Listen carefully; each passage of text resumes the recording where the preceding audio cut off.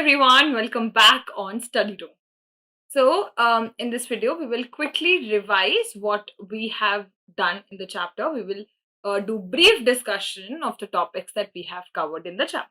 Okay, so let's start. Okay, very first we understand about food security. Okay, what is food security? Food security is nothing but three A's. What are these three A's?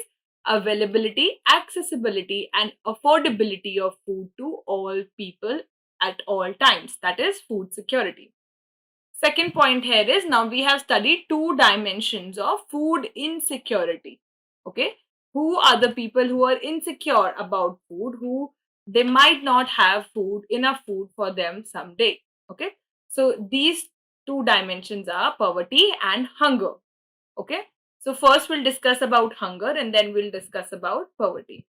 Hunger is chronic and has chronic and seasonal dimensions. Chronic means it's a long term, and seasonal means that based on months. Okay, so for example, if there is a season of if there is not the season of crop, or the farmer does not have anything, so he will be unemployed, he will not have work to do, so he will eventually fall into food insecurity. Okay, now, the hunger percentage in India has declined because of the improvement in food production. Okay, because India has become self-sufficient in all the revolution, green revolution, white revolution that have been taken place, and all the changes that have been taken place in food production due to these, kind of schemes and acts. Our hunger percentage has declined. Now, there are two dimensions again to measure the food security. Food, to secure food, what two things can be done? One is buffer stock and second is PDS. Okay, so government basically buys extra grains as buffer stock and distribute it to poor as PDS. Okay, so this is a two level step. At first level, in the buffer stock, government, what does the government do? This seems like a hut, but I'm trying to draw a government here.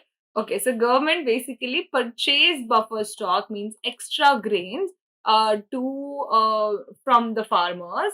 Okay, and set the MSP, and it distributed to people under PDS, public distribution system, which includes ration cards, Antyodaya card, BPL and APL cards. Okay, so now there have been several drawbacks of PDS as well, which is due to high buffer stock. This has led to problem of food wastage. Okay, while some sections still do not have access of food.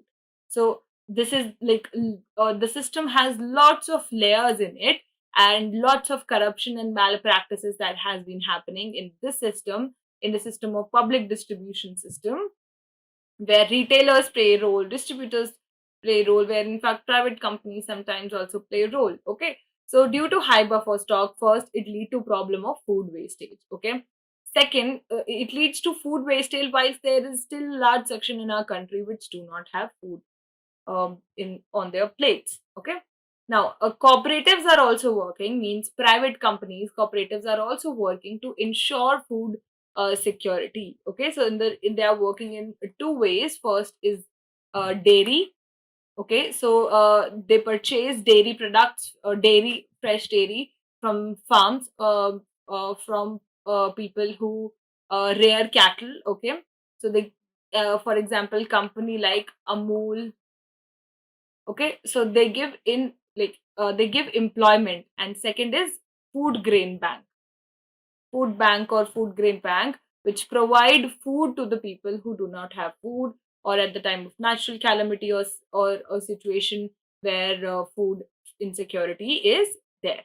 Okay, so yes, so these are two major role done by cooperative to ensure food security and livelihood of a section of the society. So this was all that we have covered in the chapter.